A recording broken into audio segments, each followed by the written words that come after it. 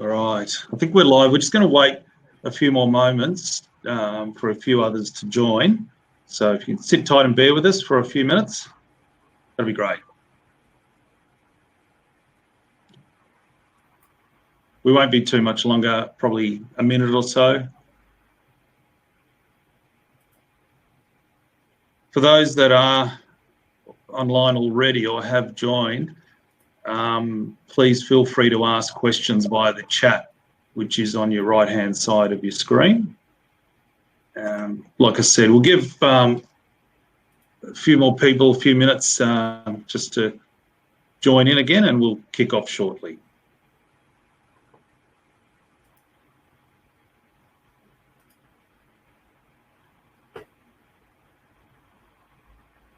Once again, those who have just joined in, thank you, welcome. We'll begin in a moment. I'll just give a few other people the opportunity to log in.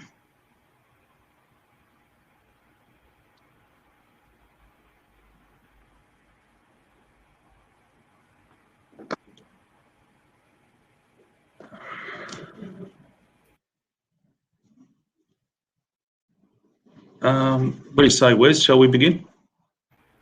Give it one more minute, 1 or 2 minutes. Yeah. I can still see some people coming in. So they all have, yeah. So I haven't seen them all join on yet. So we'll just wait a couple more minutes. We should get started.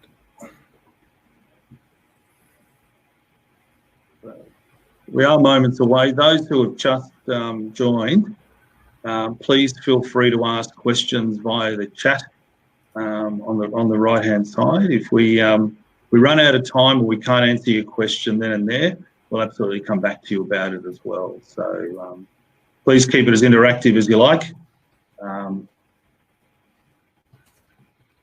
That'd be great.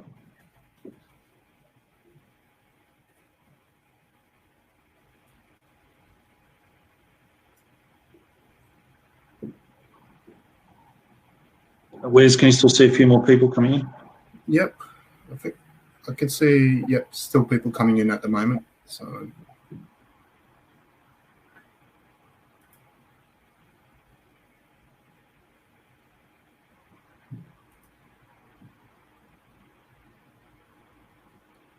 give it 1 more minute, Mark, and then we'll get started. Once again, for those who have just joined, welcome, and we're going to kick off in a minute. Just waiting for a few others to jump in. Remember the chat. Please feel free to use that. And we'll certainly endeavour to get to all your questions.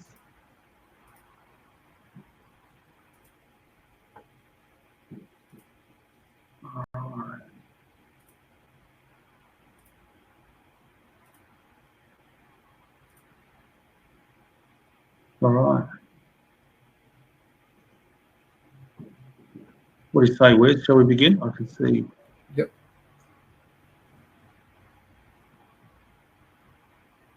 Jake says hello. Say hello back to Jake.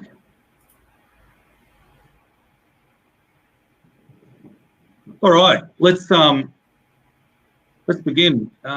Welcome to everybody, and thanks for joining in. You may have heard me say a little bit earlier that we'd love you to ask questions via the chat, which is on the right-hand side. If we can't answer your question, we run out of time or similar, we'll certainly come back to you, but we'll endeavour to do them here and now on the spot as well. So we'll certainly respond to everyone's posts. So please feel free to do that. Welcome to the Network Security Essentials Seminar, how to create a network fortress that protects your data and your assets.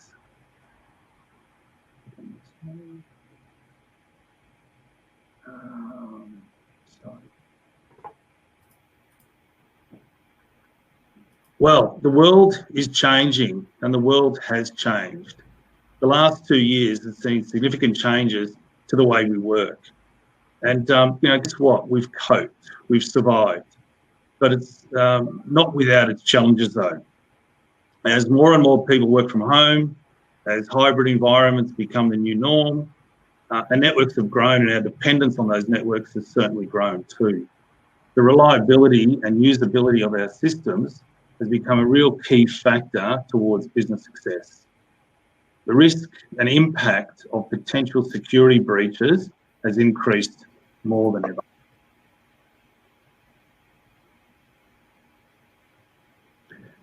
I'm Mark Laparo. I'm one of the owners here at Truis, and I've been with the company for a little bit over 25 years now.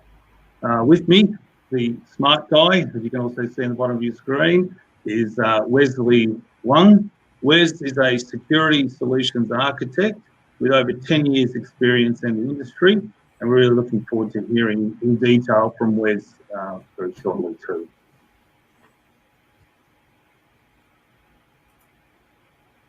Network security has become paramount. It is the topic on everybody's mind. And the thing about it is networks aren't simple, but we want them to simply work. The agenda for today is we'd love to share with you about who Truis is. Of course, then we'll go into some network security. We'll discuss threats and challenges, and of course, some responses to those threats and challenges. And I guess also just to keep in mind, at the end of today's session, we want to share with you how you can get a free assessment to give you a clear direction on the best next step to achieving your network protection plan as well. So I'll refer back to that slide just towards the end and give you some more detail about that as well. Okay, so we have a new name and a new logo. The name Truis is derived from the word altruism, which means the principle and practice of concern for the happiness of other human beings. The name was inspired by two of our core values, being empathy and transparency. Have the next slide. When we first began trading back in 1979, our name was Computer Merchants because that's what we did. We were merchants of computers, and we cut our teeth on buying and selling refurbished IBM mainframe mid-range compute. And although that stayed relevant well and truly into the early 2000s, business was changing and we needed to change too. So our new name came from what we do, not what we wanted to do. In fact, our core values are innovation, going the extra mile, empathy, togetherness, integrity, and transparency. So at Truis, it's not just about great products that we sell. It's about having a team of customer-focused experts. Whether you need help on a specific project, challenge, ongoing support, or hand over some of your everyday tasks so you can focus on your core business, that's what we make happen. We're ISO certified, ISO 9001. These are worldwide standards. Many of you may know about them. ISO 9001 is the international standard for quality management systems, and ISO 27001, which is the international standard for the implementation of enterprise-wide information and security management systems. So that's who we are, and that's why we partner with Best of Breed to deliver solutions like this to you guys.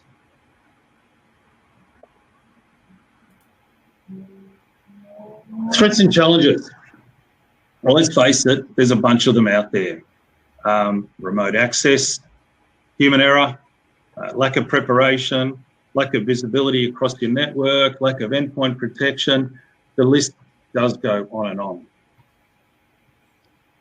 Did you know that 93% of Aussie companies with the majority of staff working remotely have suffered a significantly damaged network security breach, compared to 67% of companies with a majority of office-based staff.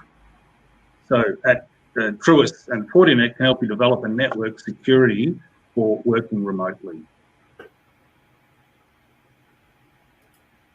Did you know that, sorry, have I got the right slide here? Sorry, beg your pardon. Sorry guys, bear with me. Did you know that 38% of major data breaches in 2020 were caused by human error? And I really do like this slide. Hopefully you can see it well enough. There's in the picture there, you've got a boxing ring. In one corner, you've got firewalls, encryption, antivirus software, etc. And the other corner, we've got Dave. And let's face it, we've all got a Dave. We've all got Daves in our business. Some of us are the Daves in there as well.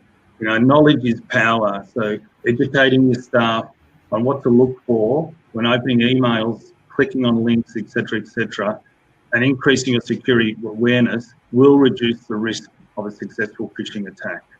But we all know they're out there and they're very active. A couple more points.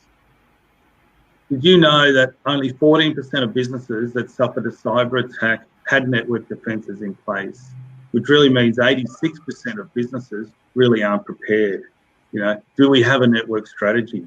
Do we hold reviews of the network security strategy and our policies? Have we established ongoing reviews? Cyber threats are constantly evolving, so we really need to plan for continual improvement.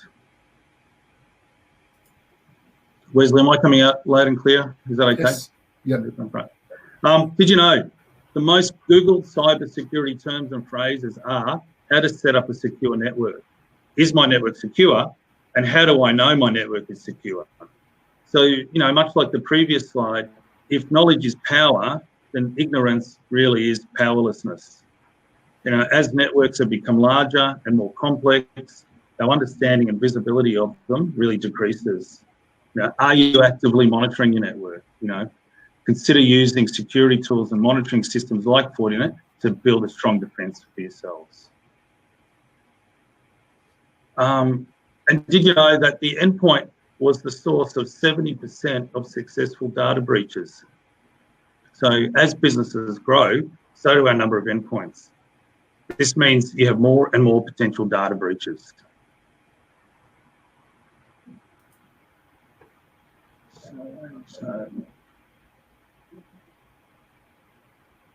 So we've talked a little bit about security challenges in networks, and we realise that networks are transforming as well.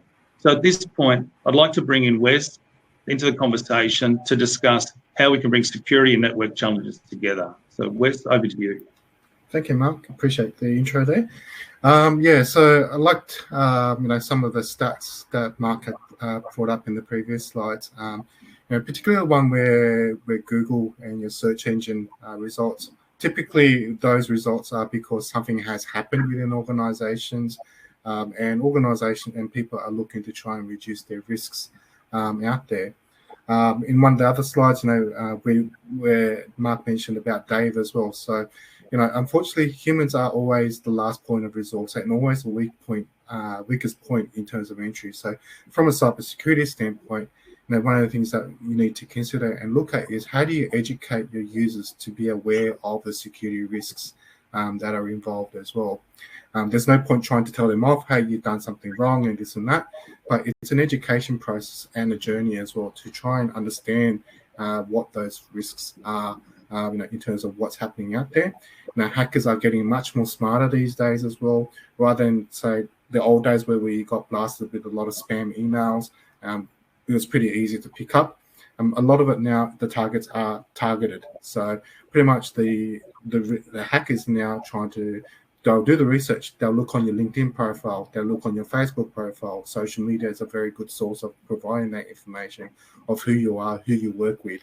And they'll tailor an email to try and trigger a response that it's now specifically targeted across on there. So Mark mentioned about the security challenges and also the network transformation that's happening across in a lot of organizations these days. If you look at some of the research from Gartner and IDC, for example, for Gartner, they mentioned that for SD-WAN is one of the terminologies that you'll be hearing these days, and from your fellow peers, also from vendors, also from technology and ISPs and the internet carriers around SD-WAN. SD-WAN has been around in the marketplace, but the terminology and the security of that has sort of ramped up in the last 4 years or so. So 60% of businesses, more than half of businesses are looking to implement some sort of SD-WAN solution. Also from IDC, they looked at the Australian SD-WAN market as well. They're looking at an annual growth of 30% year on year by 2024. So it's considered, it's probably the talk of the town at the moment in terms of what you're doing with your network. Also, with the growth of SD-WAN, there is a lot of SD-WAN technologies out there and products and vendors as well. So it is a very hot market to be in, and customers are trying to look at and understand what type of solutions are in place and what they can do with potentially their existing or trying to transform their network, incorporating SD-WAN as well. Lastly, with SD-WAN, it's important to realize that this helps organizations to significantly reduce their IT operating costs, whether via hardware, via software, via management as well. Also, their internet links and that as well will help significantly reduce operating costs for businesses across on there. Now, we talk about SD-WAN as a networking feature and a networking transformation for organizations. The key part to that is, great, we can move forward with SD-WAN, but we always need to take into consideration security as well. And the next slide I want to talk about is, what's sort of driving the conversation around SD-WAN itself. So as your organization, you've probably seen a transformation of your organizations over the last 10 years even, of what's happening in terms of what's out there. And the biggest transformation that's happening is the big C word, which is cloud. And things on cloud, we've got applications on cloud, we have infrastructure on cloud, cloud infrastructure as well. So cloud infrastructure, these can be things like, for example, Azure, AWS, or Google Cloud as well. So these type of infrastructures are now being incorporated into a enterprise network as well. So what we see is that there's a collaboration or joining of your traditional infrastructure that a company would have managed and organized themselves, and now they're transforming themselves and adopting the cloud as part of their infrastructure across on there. Now, we see that about nearly 80% of organizations have adopted some sort of cloud infrastructure. The cloud infrastructure can be hybrid, can be private, can be public, but that has transformed the way that businesses are operating these days. Most of these, and at least half of these organizations that have adopted some sort of cloud, are utilizing at least some, or actually two or more cloud vendors as well, public cloud vendors across on there. The last one is the way we work as well. So with COVID, the last, 2 or 3 years, it feels like a lifetime now, and we're sort of coming out of that now. It's greatly enhanced the work, people working remotely from the office. So whereas our traditional offices where everyone was in the office working inside and you had control of your office internally with all your security, now people are working from home. As Mark mentioned, your end devices have exploded out there, and they're not within your traditional perimeter of your enterprise network out there. So a lot of these people are accessing work information or applications or infrastructure from their home via the VPN or something like that across on there. So in terms of SD-WAN and what are some of the challenges that a lot of organizations have these days before transition to SD-WAN, is that the first challenge they have, or the first bucket that we see here, is the network edge. So this is my traditional network, routers, switches, firewalls. They tend to find that as they try and what their challenge is, that they have to find point product solutions to figure out, okay, I need an SD-WAN device or something like that. I need a router to do one thing. I need an application control to do something to control my applications on my network here. So what ends up happening is that the architecture becomes, or the IT management or your IT staff become overwhelmed by a lot of different systems. They have to learn different management consoles, and then ensuring that they all work together as well. From a security standpoint, it's very complex because you're managing so many different systems to keep that security policy consistent across all your different all your different products that you have across on there. The second part is the WAN. So what's happening these days, because of cloud, we have cloud infrastructure, we also have our cloud applications, is that the WAN is now becoming the bottleneck for a lot of organizations. So what's happening is that with IT management or IT users, they're trying to figure out, okay, what's the best way I can figure out how to route my traffic across different WAN links as well, to try and provide a good user experience across on there. Obviously, the larger the environment, the more complex that becomes across on there. Also, the cost, with the old days, a lot of companies are using MPLS technology as well. So MPLS technologies were very secure in the days when they were around, but what's happening now is that people are finding that a very expensive solution. It's also very restrictive because you're beholden by the carrier to provide the QoS, also some securities, but also if there's any sort of changes you're having with your network, you have to go through them. You don't have any sort of self-control around MPLS networks. Lastly, the applications on the right-hand side as well. So applications these days can be anywhere. So it can be on-prem, it can be in your public cloud. Also, with software as a service, and our most common one, for example, is Office 365. Is that this is all cloud-based services that we have on here.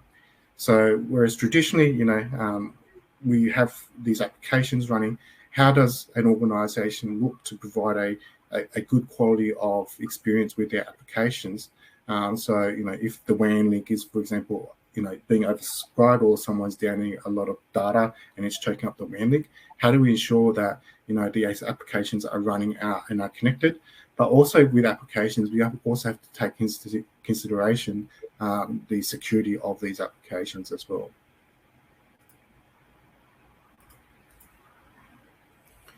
So the Fortinet SDWAN solution is designed to be a cloud-first solution, whilst upholding your security posture at the same time.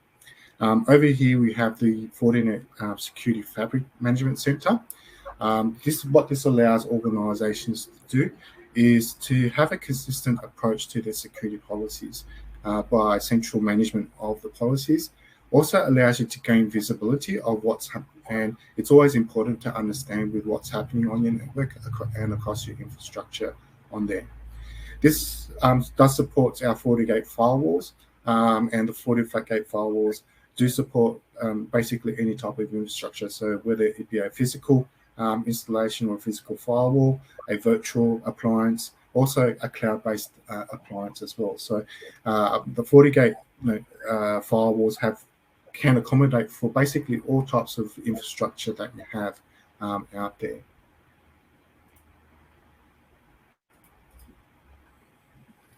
So if we look at the architecture and what Fortinet's trying to do is that we're trying to simplify the architecture of old and help organizations transform their network and make it a very simplify the architecture itself out there. Whereas traditionally, we had many different systems in place. So managing all the different systems was complex and also inefficient as well. Because you had multiple products in place, it also becomes a very expensive solution, particularly when you're trying to renew all these different solutions in place and understand when the renewals are due as well. The infrastructure side from the WAN, we had traditionally our MPLS networks that were out there. These days we've got now NBN and also 4G and 5G connections across on there. So what we see a lot of cost savings for customers is around the MPLS networks across on there. If we move over to an SD-WAN solution on the right here, we're trying to simplify that. What Fortinet provides is a single appliance that can do all that for you. So we've included the router, the visibility, application control, and also allowing to be agile with any sort of WAN connections that come in as well to help integrate with these SD-WAN solutions. But by simplifying that and having one single product, we can help to reduce the cost onto that single appliance. But also from an internet perspective or WAN connection perspective as well, we can help move away from the MPLS networks. You can utilize different multiple ambient connections, for example, and also with your 4G or 5G connections coming through. So the solution is quite flexible and agile as your network needs grow and your infrastructure grows out there.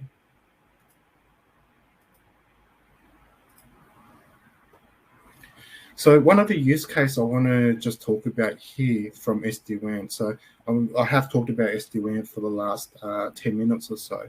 And what does this mean? Simple terms in what it means for an organization. The way I would explain it is that SD-WAN allows organizations to provide application resiliency inside their network. We know that networks have transformed themselves from whether just a single, everything was internally with an organization. It is now a mixture of hybrid or public cloud as well infrastructure out there. Now, what we can provide with SD-WAN is think of it as like a GPS for your network traffic. Whereas the old days you had a roadmap and you had to get from A to B and you sort of know the roads, but you didn't take account to any sort of roadblocks or traffic accidents on the way. So with intelligent steering with SD-WAN on the FortiGate, we can learn and see if there's any changes or any traffic jams along particular networks and try and avoid those traffic jams to provide a consistent user experience for those applications out there.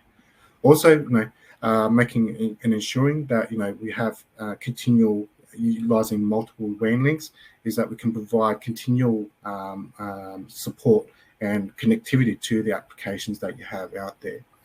One thing we also do with the Fortinet device is we have over 5,000 application signatures as well. So with that, you can provide quality of service for your particular applications, but we also continue to learn and add new ones that come up as well. So we know that one application today, but there may be a new application that comes down in 3 or 6 months down the track as well. So we are quite flexible in terms of learning new ones and adding those application signatures to our firewall across on there.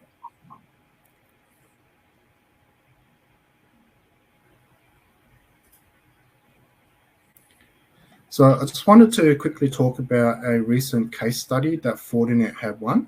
And we do have this on the Fortinet website and there is a link that's provided to this.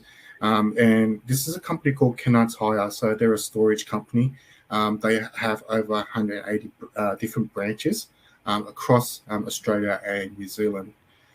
So one thing that Kennard's was doing is that they were migrating a lot of their workloads across multiple cloud solutions. Obviously, with all these branches having to access these clouds, they were on a traditional MPLS solution.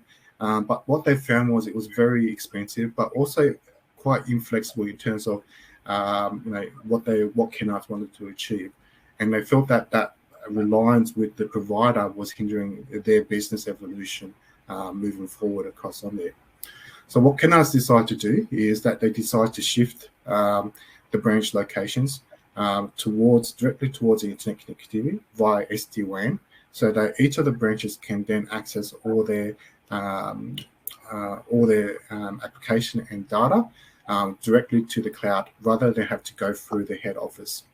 What this offered is a better performance in terms of the connections itself, and without having to see the delay across on there. And obviously, this helped improve our user experience as well.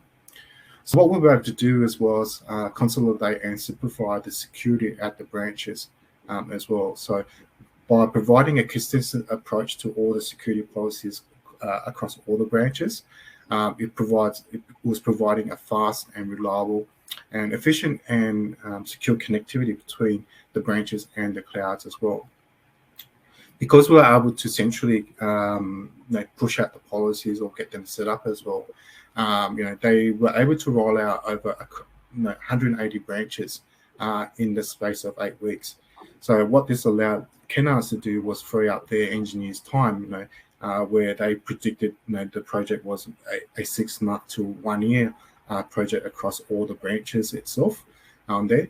we were able to help streamline that process of deployment down to per branch site, from a few days to less than an hour, in terms of consolidating and simplifying that deployment across on there. So in the end, with Kennards, they saw a great improvement in terms of the network efficiency.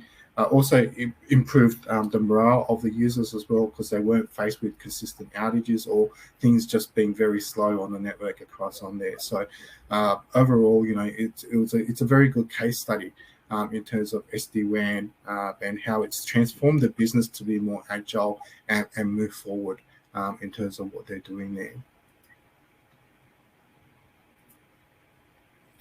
So just as a quick summary of what I've been just talking through for the last 15 minutes or so, is that, with SD-WAN, we want to improve the quality of experience, not just for your users, but also with IT staff as well.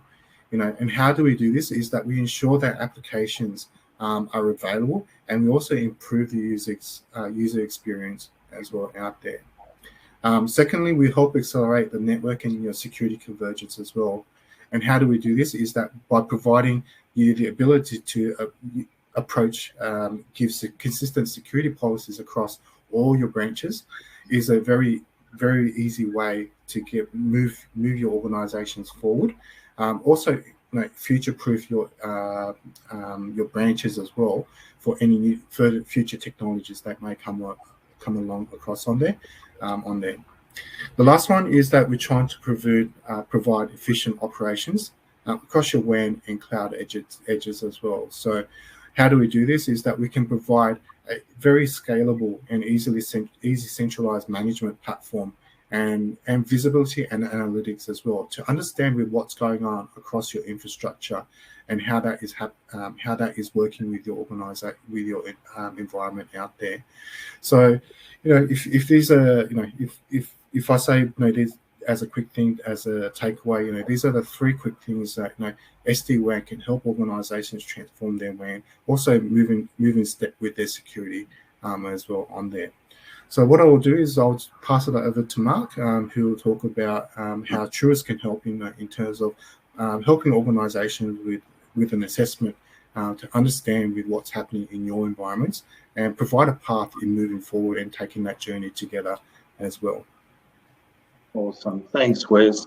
Wes, you must have answered a lot of questions there, because we haven't had questions coming through on the chat. So, guys, please feel free to, if you do have questions, very welcome. We'll get to them. And Wes, thank you for being so thorough. It's interesting. This won't happen to me, or is it really going to happen to me? Type of thought.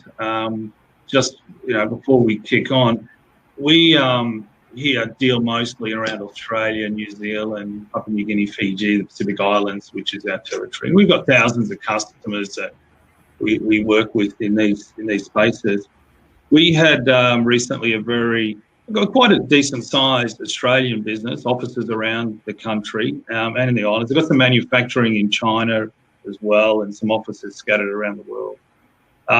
And unfortunately for them, a little bit over 12 months ago, one day they woke up in the morning and bang, they were hit. It was a cyber attack, and their whole world just sort of collapsed. And we were very fortunate. We had the luxury of having the chairman of the board and the CEO come out and address our whole staff, our salespeople, our pre-sales people, our technical people, everybody in the business, and just share the story. And quite honestly, it was a story that I could sat to and listen to for hours and hours.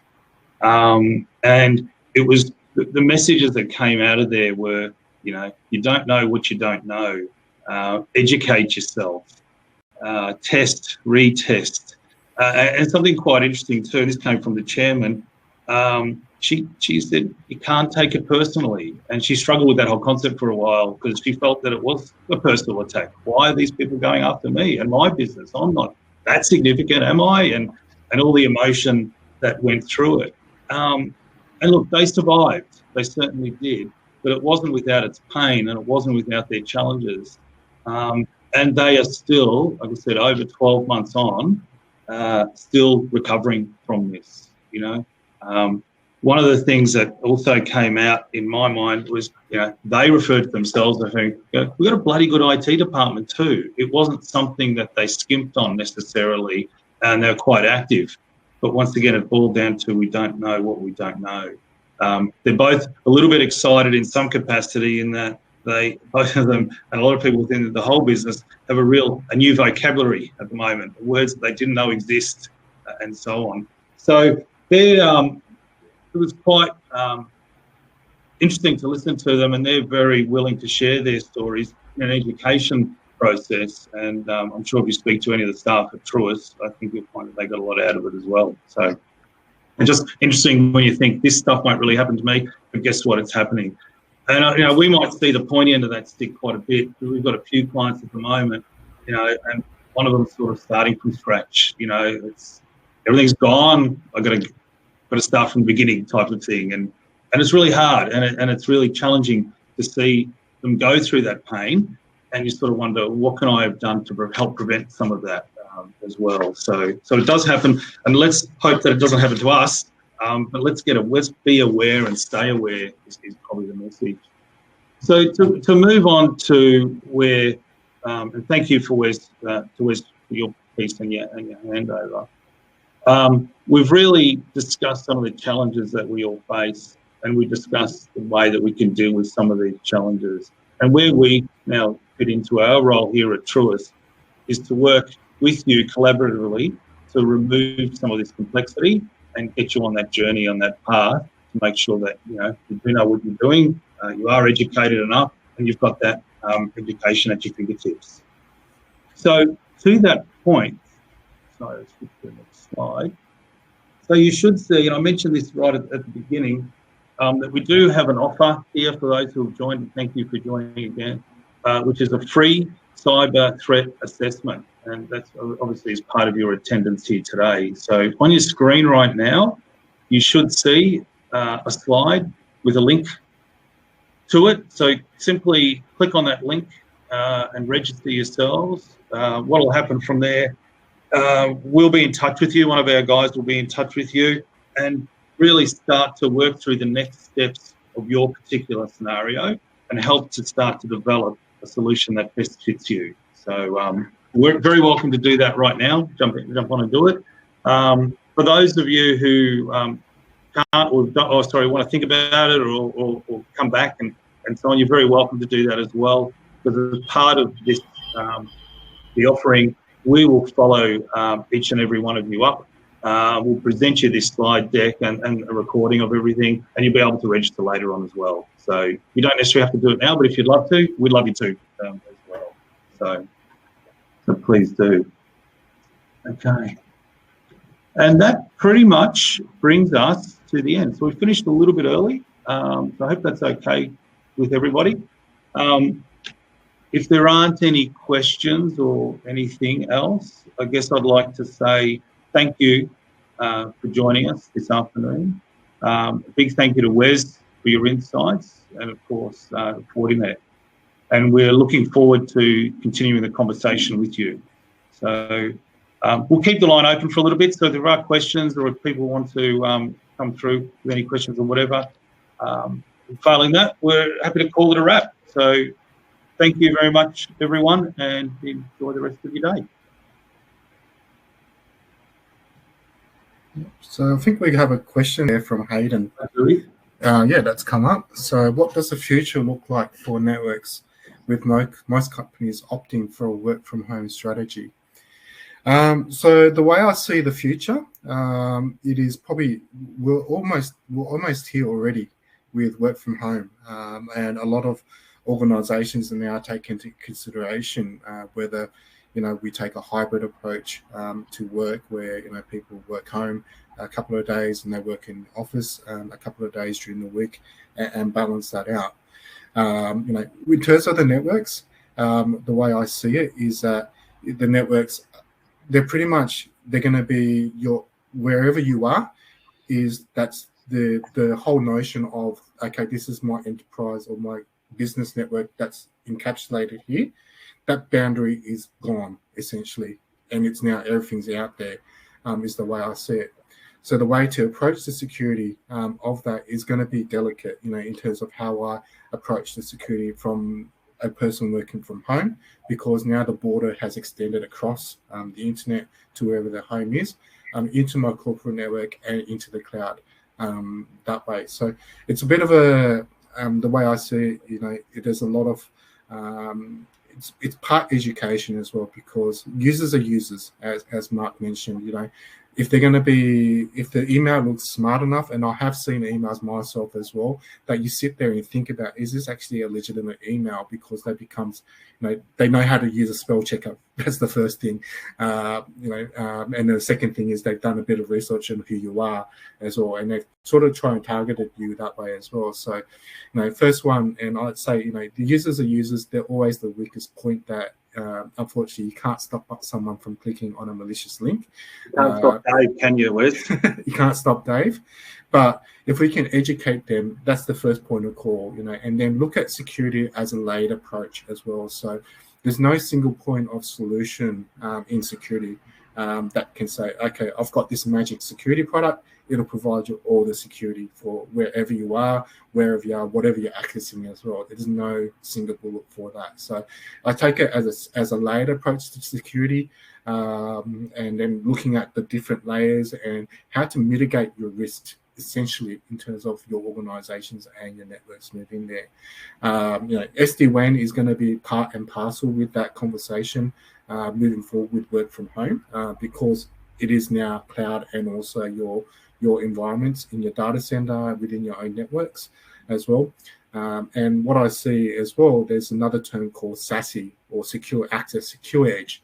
That's another technology that's starting to come up and emerge out there as a transformation on top of your SD-WAN solution as well, providing that remote hybrid environments, and also this moving, coagulating all the cloud services together as one sort of offering on there. So it's an interesting world at the moment. The networks, the traditional networks, like I was working at Cisco previously in my life as well. That whole concept I learned 10 years ago is completely on its head right now in itself on there, and the cloud has just accelerated all that. And I would say COVID has greatly accelerated that. I wouldn't have thought 2 years ago we'd be at this stage already, but that's just, it's just the way the world is right now, moving forward. So yeah, it's interesting and very good question there. Excellent. So, thank you, Hayden. All right. Mm-hmm. So we've got another one. Good. Yep. Good. Yeah. So Jake has said something. What are some good ways to educate your employees on cybersecurity? So there are a couple of ways, and I would call it a security awareness program. So it's to help educate. You can provide. There are good platforms, and Truis will have some things in house as well. Is that you can help try and. One way is to simulate something to a user without them knowing, and that we call that a security awareness program. And it's not there to tell them off and say, okay, you've done something bad, you shouldn't have done this. It's about educating users to identify, okay, we noticed that you've clicked on this type of link where you shouldn't have. What are the processes that we can look to help improve that, so to help a user recognize and understand what those security approaches or security threats are on there. So a very good a security awareness program inside where I work. We have a monthly security awareness program, but it's not there to tell us off and who's done something bad.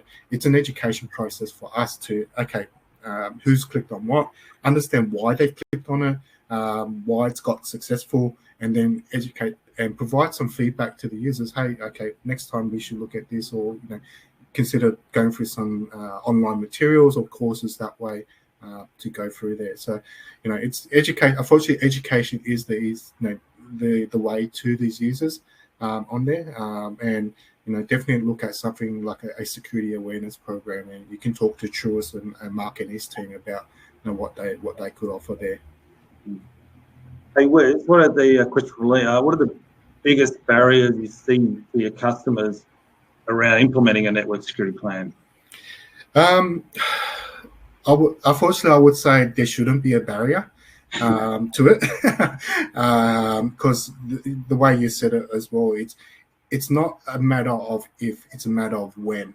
And if you take that approach of when it's going to happen, and no one's immune to a security attack. You could be a big player, you could be a small organization, but if you think about it, the attacks actually happen at the smaller organizations, because the attacks via a third party. Because if you think about, I'm a small company, but you think about what relationships do you have with other organizations and customers and alike on that, and that's how they can try and infiltrate that way across on there. I would say, unfortunately, the biggest input barrier is cost. To be honest, they see that as they just, unfortunately, some people, the accountants would say, okay, well, where's the benefit? I'm paying this much for a security solution. And it's a bit like selling car insurance. Unfortunately, you sell car insurance, but when you do get into an accident, that's when you actually need it. And if you don't have an accident, you sort of ask yourself, why do I need car insurance? Because I'm a good driver, I don't have accidents, but one day someone may drive into you across on there. The second part of it is some people, and organizations are scared to actually find out what is there as well. And that's that they don't want to be faced with having to deal with the problem. Unfortunately, they take the approach of out of sight, out of mind with these type of these risks. I call them risks inside an organization. So being able to understand what risks are out there, being able to what action they need to take to mitigate these risks inside an organization, and some organizations are very they just don't want to see that happen, or be okay. Oh, these are the 10 million things that we've seen and identified. Okay, we need to address all of them.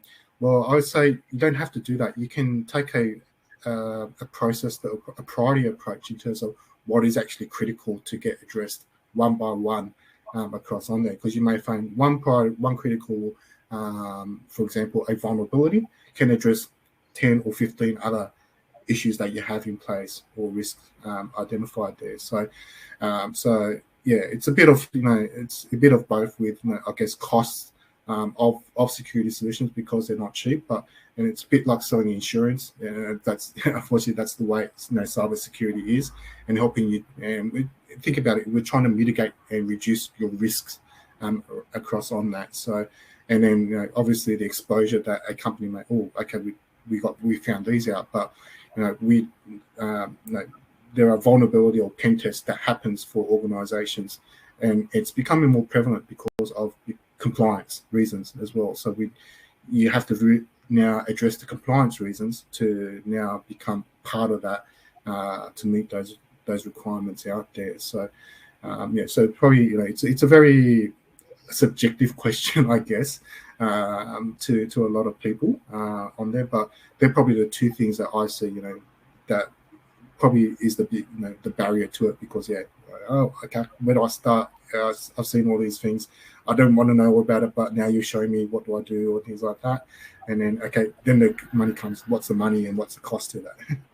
I guess to that point, Wes, and you make a good point that there are good practices that businesses should be following as well, and from an awareness point of view as well. Exactly. And they're the sort of things that we can go through as we go through these assessments with you. Are you doing this? Do you know about that? Have you considered this? And really just empower people to make a real informed decision. At the end of the day, we all still need to remain commercially viable. We need to run our business. We can't get bogged down in this, and it's just finding that balance. True. And the good news is that we're not on our own. We've got a whole bunch of really good players out there in the market that collaboratively we can work together to come up with solutions. And it's just a matter of dipping your toe in the water, I think, and starting, if you're not already, or reviewing those processes and understanding where to go.